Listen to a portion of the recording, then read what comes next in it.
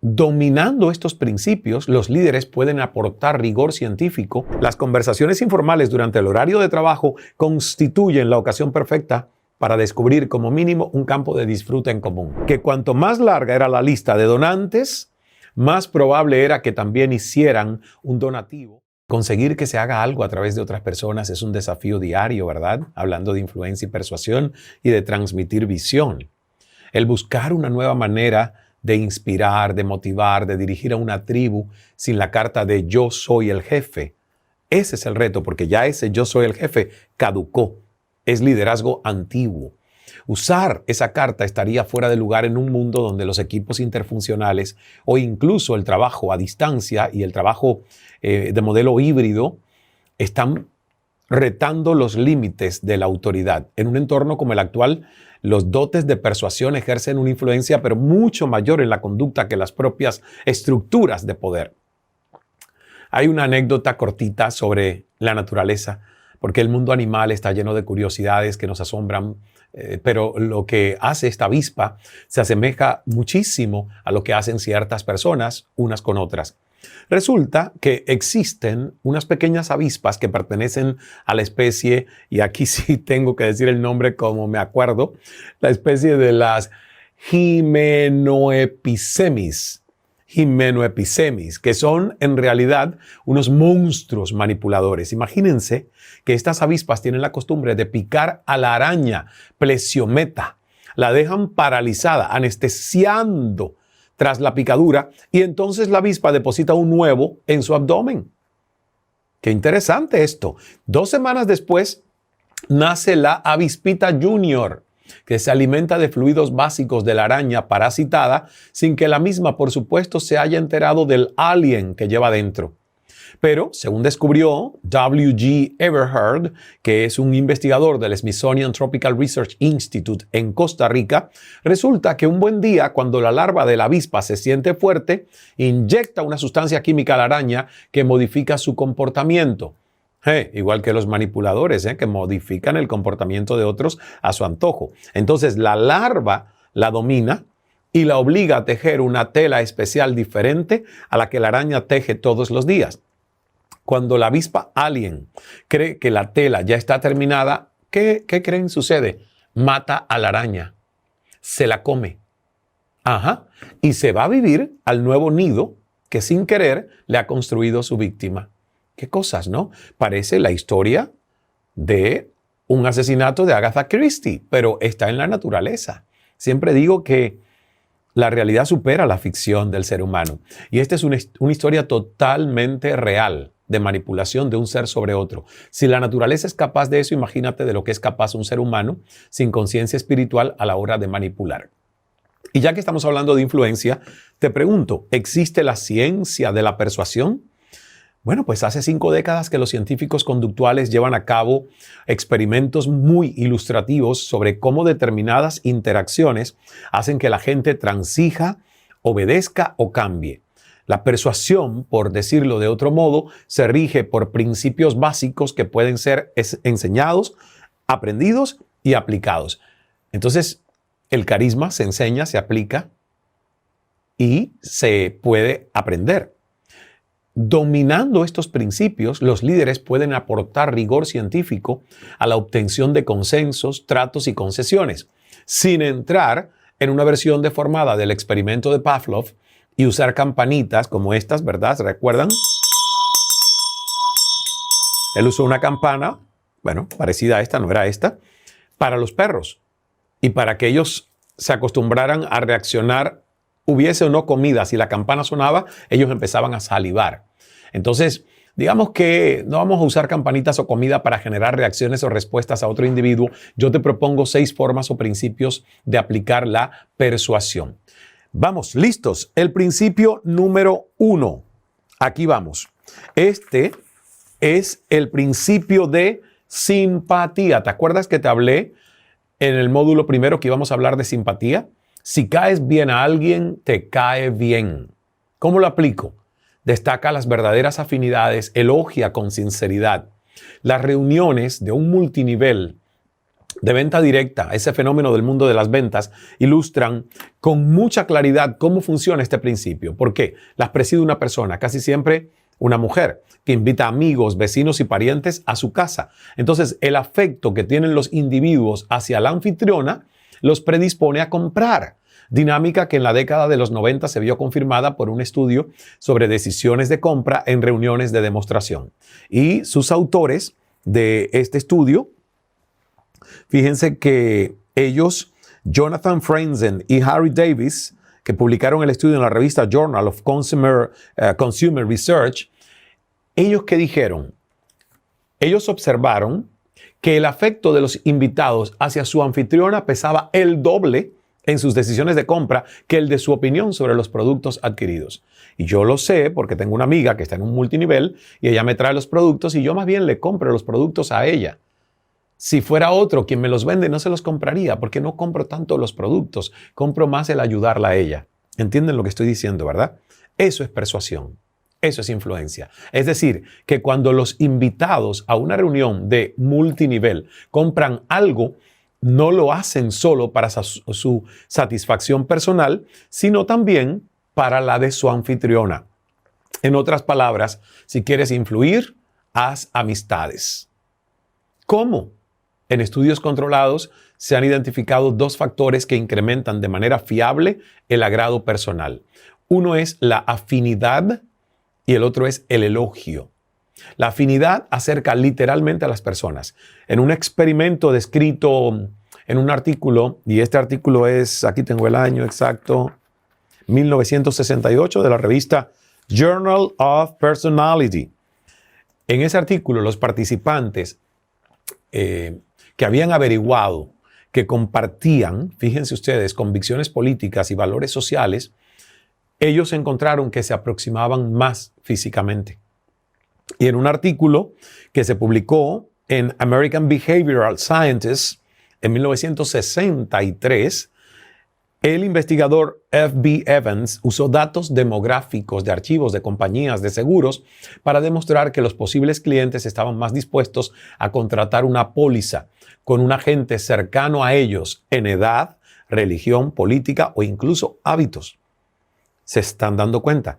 Este tipo de afinidades pueden ser de utilidad a los líderes para establecer vínculos con un colaborador recién contratado, con el director de otro departamento o incluso con un nuevo jefe. Entonces, las conversaciones informales durante el horario de trabajo constituyen la ocasión perfecta para descubrir como mínimo un campo de disfrute en común, como puede ser una afición, un equipo de baloncesto universitario o una serie de Netflix que esa persona está viendo y que tú también estás viendo. Esa es afinidad. Ahora, el elogio, que es el otro generador fiable de afectos, tiene el doble efecto de seducir y desarmar. A veces ni siquiera hace falta que sea merecido, pero yo soy de los que piensa que siempre puedes encontrar un elogio honesto para una persona. Cuando digo es que no sea merecido, es que esa persona puede ser alguien incluso que a ti te trata no muy bien. Pero tú puedes hacer el esfuerzo consciente, aunque creas que no merece tu elogio, de encontrar algo honesto que puedes elogiar en esa persona. Algo honesto, porque odio la hipocresía. Por eso no fui diplomático, a pesar de que me gustan mucho las relaciones internacionales, porque la diplomacia raya demasiado con hipocresía, pero evita guerras. Entonces, al final, es un mal necesario en el mundo, que haya diálogo, aunque es hipócrita, ¿verdad?, para evitar conflictos bélicos. En un artículo de 1978 para la revista Journal of Experimental Social Psychology, un grupo de investigadores de la Universidad de Carolina del Norte constató que quien halaga, incluso si son falsos, los halagos, es tenido en la mayor estima por los halagados. Fíjense ustedes, aunque fuera falso el halago. Imagínate si es honesto y si se siente la buena vibra honesta del elogio que tú estás dando, que es sincero, aunque no sea merecido, vuelvo y digo. Entonces, comentarios positivos acerca de las características personales, la actitud o el rendimiento de alguien despierta por norma simpatía en ese alguien hacia quien los formula, además de predisponerlo a cumplir los deseos de la otra persona. ¿Qué podrías aprender o mejorar de este principio con tu tribu o grupo natural? ¿Verdad? Ahí te dejo esto de tarea. Vamos bien, principio número 2. Aquí vamos a hablar de reciprocidad. Reciprocidad, eso que dice la gente paga con la misma moneda. ¿Cómo lo aplico? Bueno, pues da lo que quieres recibir.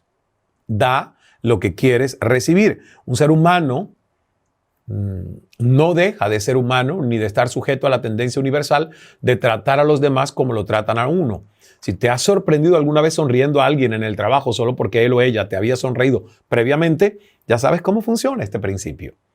A la reciprocidad recurren las organizaciones sin fines de lucro para recaudar dinero. Por ejemplo, el Centro de Medición de Tendencias en Estados Unidos, que se llama Pew, P-E-W, P-E-W. El Centro Pew estuvo años consiguiendo un muy respetable 18% de respuestas a sus solicitudes de encuestas sin usar nada más que una tarjeta muy bien redactada, pero a partir del momento en que empezó a incluir un billete de $1 e incluso en algunos momentos un cupón de compra de $5, ese porcentaje casi se duplicó y llegó al 35%. Y fíjate qué interesante, porque el regalo era muy modesto, pero lo decisivo no era el valor de lo que recibían, sino el hecho de que recibían algo. En última instancia, sin embargo, los regalos son una de las aplicaciones más rudimentarias de la ley de la reciprocidad. Otros son exteriorizar y practicar una conducta deseada. Son los líderes quienes deben dar un ejemplo de la actitud que aspiran a ver en los demás, sea de confianza, de cooperación o de amabilidad. Y este principio es beneficioso para un equipo cuando deben resolverse problemas o crisis. Si se apoyan en algún momento crítico, aumentarán considerablemente las posibilidades de que esa ayuda retorne a ti cuando lo necesites. ¿Qué podrías aprender? ¿Qué podrías mejorar de este principio con tu tribu o grupo natural? Interesante que lo pienses, ¿verdad? Vamos ahora al tercer principio, y este es la prueba social. La gente sigue el ejemplo de otras personas que se le parecen. ¿Cómo lo aplico? Aprovecha siempre que puedas el poder entre iguales. ¿Y por qué? Porque los seres humanos, como animales sociales que somos animales gregarios, recurrimos mucho a quienes nos rodean para saber cómo pensar, sentir y actuar. Es algo que sabemos intuitivamente hacer, pero la intuición se ha visto confirmada por experimentos como el que apareció descrito por primera vez en 1982 en la revista Journal of Applied Psychology, donde un grupo de investigadores fueron de casa en casa por Columbia, esto es Columbia en Carolina del Sur, aquí en Estados Unidos, y ellos estaban pidiendo donativos para una campaña benéfica y enseñando listas de residentes en el barrio que ya habían hecho su aportación a la causa. Entonces observaron, esta es la observación, que cuanto más larga era la lista de donantes, más probable era que también hicieran un donativo la persona a quien se lo pedían. Si la lista era una especie de prueba social de cómo debían reaccionar, pues entonces ellos se sentían que pertenecer a esa lista les daba una razón extra para ser parte de y donar y participar. Lo que nos enseña esta referencia es que cuando la persuasión corre a cargo de iguales, puede ser extremadamente eficaz. Y esto lo confirma la ciencia, lo que ya sabe la mayoría de los profesionales de las ventas, que saben esto, que cuando mejor resultado dan los testimonios de clientes satisfechos, es cuando las circunstancias vitales del cliente satisfecho y del cliente potencial se asemejan. Y este hecho puede ser una enseñanza muy útil para aquellos líderes que se enfrentan a la tarea de vender una nueva iniciativa. Imagínate que intentas racionalizar los procesos en un área y que hay un grupo de colaboradores veteranos que se resiste. Entonces, en vez de tratar de convencerlos con una imposición o con alguna palabra desagradable o insistiendo con las ventajas de la iniciativa, pídele a un veterano favorable a ellas que las defienda durante una reunión por ti. Porque el testimonio de un compañero tiene muchas más posibilidades de convencer al grupo que el enésimo discurso del jefe, ¿verdad? Entonces, para poner esto en otras palabras, muchas veces la influencia se ejerce mejor en horizontal que en vertical. ¿Qué podrías aprender de este principio para que lo apliques con tu tribu o grupo natural? Recuerda que esto es una certificación, que hay que hacer el trabajo, no solo escuchar pasivamente todo lo que yo estoy compartiendo contigo. Hay que trabajar, hay que aplicarlo, hay que asimilarlo. Entonces es importante que tú respondas esto. Y como ejercicio final de este módulo, yo te invito a que uno de estos 3 principios, ¿verdad?, lo puedas aplicar en tu tribu o grupo natural. Uno de estos 3 que te voy a dar: simpatía, reciprocidad y o prueba social. Simpatía, reciprocidad y o prueba social. ¿Cuál eliges y por qué?